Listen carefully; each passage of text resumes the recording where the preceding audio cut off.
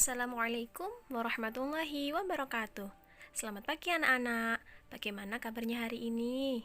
Semoga kita semua selalu dalam lindungan Allah ya. Oke, langsung saja. Untuk hari ini kita akan mempelajari materi PAI dengan tema kisah teladan Nabi Yusuf alaihissalam dan Nabi Syu'aib alaihissalam. Tetapi di sini Bu Guru akan membahas lanjutan dari kemarin kisah keteladanan Nabi Yusuf alaihissalam. Jadi Bu Guru akan menerangkan tentang kisah keteladanan Nabi Syu'aib alaihissalam. Kisah keteladanan Nabi Syu'aib alaihissalam. Isi dari materinya yaitu yang pertama ada keteladanan kisah Nabi Syu'aib alaihissalam dan hikmah dari kisah Nabi Syu'aib alaihissalam. Mari kita simak video singkat kisah Nabi Syu'aib alaihissalam. Iblis telah bersumpah di hadapan Allah untuk menggoda umat manusia. Hasil bujuk rayu iblis berhasil mempengaruhi kaum Madian. Kaum Madian dikaruniai rezeki yang melimpah dan kecerdasan dalam berdagang. Namun sayangnya, mereka telah terjerumus dalam kesesatan. Mereka telah melupakan ajaran yang benar dan berganti menyembah Al-Aikah, sebuah pohon yang sangat besar dan berdaun lebat. Di tengah kaum Madian yang sesat, Allah menunjuk Nabi Syu'aib sebagai penunjuk jalan. Nabi Syu'aib masih keturunan Nabi Lut dan ia dikenal sebagai nabi yang cerdas serta pintar berkhutbah. Nabi Syu'aib begitu keras menyerukan agar kaum Madian berhenti menyembah pohon Al-Aikah dan kembali menyembah Allah SWT.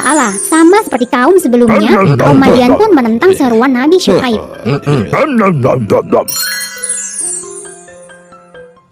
Dalam berdagang, kaum Madian sering kali berbuat curang. Mereka sengaja mengurangi timbangan dan merugikan para pembeli. Karenanya, Nabi Syu'aib menyerukan agar mereka berdagang dengan jujur. Seruan Nabi Syu'aib ini semakin membuat marah kaum Madian. Para pemuka kaum Madian sudah tidak tahan lagi dengan dakwahan Nabi Syu'aib. Mereka pun berusaha mengancam Nabi Syu'aib serta para pengikutnya. Jika Nabi Syu'aib tidak menghentikan dakwahnya, maka Nabi Syu'aib akan diusir dari Madian. Sikap kaum Madian yang selalu menolak dakwah Nabi Syu'aib membuat sang Nabi merasa sedih. Nabi Syu'aib kemudian berdoa dan memohon petunjuk. Allah pun memerintahkan agar Nabi Syu'aib pergi dari Madian. Setelah itu, Allah mengguncang Madian dengan gempa yang sangat dahsyat.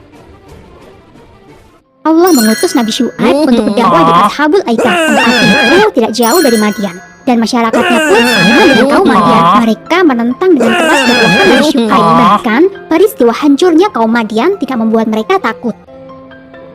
Penduduk Ashabul Aikah menantang Nabi Syu'aib untuk mendatangkan hukuman dari Allah sesuai cerita Nabi tentang kaum Madian. Kemusyrikan dan kekafiran kaum Ashabul Aikah mendatangkan hukuman dari Allah. Tiba-tiba saja, mereka merasakan udara yang sangat panas membakar seluruh tubuh.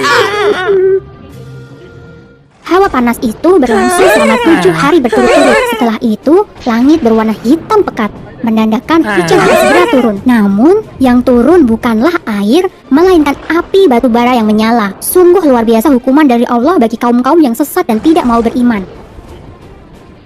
Nabi Syu'aib bersama pengikutnya kembali ke Madian. Kota itu tidak rusak meskipun diterjang gempa yang dahsyat. Hanya orang-orang yang menentang Allah saja yang dimusnahkan pada hari itu. Setelah itu, Nabi Syu'aib kembali meneruskan dakwahnya. Sumber dalam Al-Quran, surat Hud ayat 84 yang berbunyi, "Dan kepada penduduk Madian kami utus saudara mereka Syu'aib. Ia berkata, 'Hai kaumku, sembahlah Allah. Sekali-kali tiada Tuhan bagimu selain Dia, dan janganlah kamu kurangi takaran dan timbangan. Sesungguhnya aku melihat kamu dalam keadaan yang baik, dan sesungguhnya aku khawatir terhadapmu akan azab hari yang membinasakan.'" Itu tadi sedikit contoh dari kisah Nabi Syu'aib alaihissalam beserta para pengikutnya. Yang selanjutnya, mari kita bahas tentang hikmah dari kisah Nabi Syu'aib alaihissalam. Hikmah kisah Nabi Syu'aib alaihissalam. Yang pertama, Nabi Syu'aib selalu sabar dalam berdakwah. Yang kedua, Allah Subhanahu wa Ta'ala tidak pernah ragu dalam menurunkan azabnya. Yang ketiga, mengurangi timbangan dalam berdagang adalah perbuatan yang tercela. Thanks for watching, semoga kalian suka. Jangan lupa like, subscribe, dan share channel YouTube SD Azunia.